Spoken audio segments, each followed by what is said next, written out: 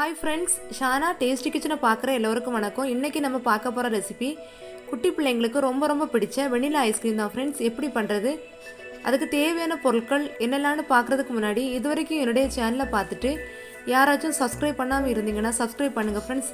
கீழே இருக்கிற பெல்லைக்கானை கிளிக் பண்ணி ஆளுங்கிற ஆப்ஷனை ப்ரெஸ் பண்ணிங்கன்னா நான் போடுற வீடியோஸ் நோட்டிஃபிகேஷனாக உடனுக்குடன் வந்து சேரும். வீடியோ பார்க்குறதுக்கு முன்னாடி சப்ஸ்கிரைபர் ஒருத்தங்க கமெண்டில் கேட்டிருந்தாங்க, அக்கா சிம்பிளாக ஐஸ்கிரீம் மேக் பண்ணுறது எப்படின்னு கேட்டிருந்தாங்க. 3 பொருட்கள் வச்சு தான் பண்ணியிருக்கிறேன் ஃப்ரெண்ட்ஸ். அதனால் நீங்கள் கண்டிப்பாக ட்ரை பண்ணி பார்க்கலாம்.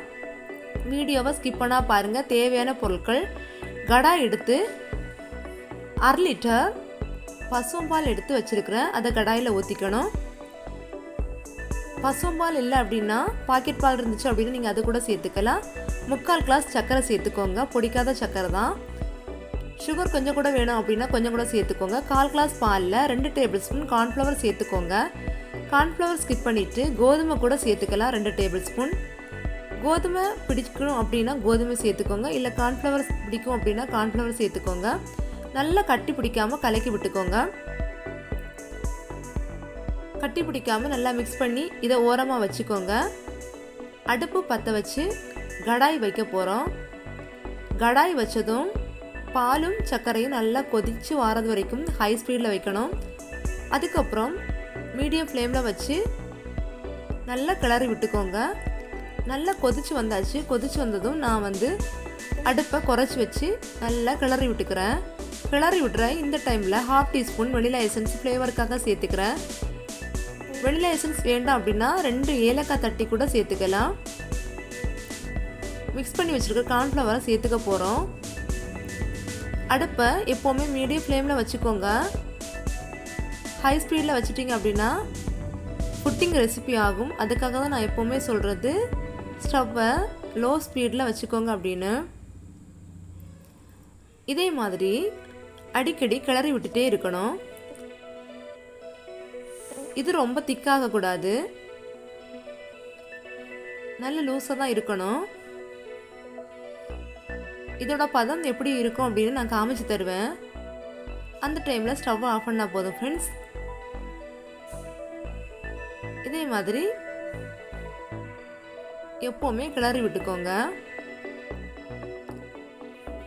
பார்த்துக்கோங்க, நான் காமிச்சு தரேன் இதோட பதம் எப்படி இருக்கும் அப்படின்னு.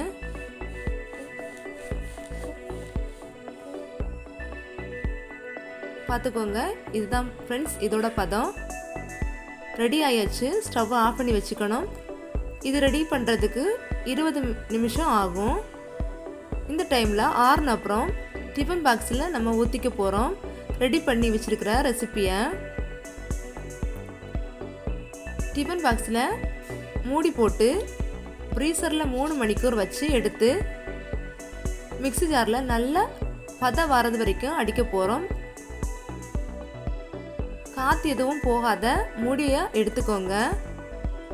3 ஹவர் ஆனப்புறம் மிக்ஸி ஜாரில் நான் எடுத்துக்கிறேன். பார்த்துக்கோங்க எப்படி வந்திருக்கு அப்படின்னு. இப்போவே ரொம்ப க்ரீமியாக தான் வந்திருக்கு. பதம் வாரது வரைக்கும் ரொம்ப அடிச்சுக்கணும். மிக்சியில் போட்டு அடித்து எடுத்தாச்சு. நான் இப்போ பிரெட் மோல்டில் இந்த ஐஸ்கிரீம் ரெசிப்பியை சேர்த்துக்க போகிறேன். 5 மணிக்கூர் ஃப்ரீசரில் வைக்கணும்.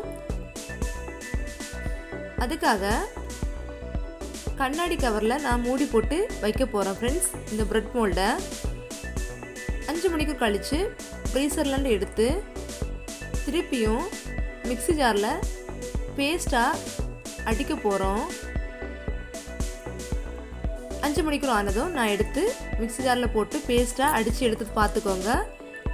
கிரீமி பதத்தில் வந்திருக்கும். இதை திருப்பியும் பிரெட் மோல்டில் சேர்த்து பிளாஸ்டிக் கவரில் மூடி போட்டு 8 மணிக்கூர் வைக்க போகிறோம். 8 மணிக்கூர் கழித்து எடுத்துட்டோம் அப்படின்னா சூப்பரான ஐஸ்கிரீம் ரெசிபி ரெடி ஆகும். ரெடி ஆயிடுச்சு ஃப்ரெண்ட்ஸ் ஐஸ்கிரீம். வேறொரு பவுலுக்கு மாற்றிக்க போகிறோம். இதே மாதிரி குழிக்கரண்டி ஏதாவது இருந்துச்சு அப்படின்னா ஐஸ்கிரீமை எடுத்து பவுலுக்கு மாற்றிக்கலாம். சூப்பராக வரும். பார்க்குறதுக்கு கடையில் கிடைக்கிற அதே லுக்கு கிடைக்கும் ஃப்ரெண்ட்ஸ். அதுக்காக தான்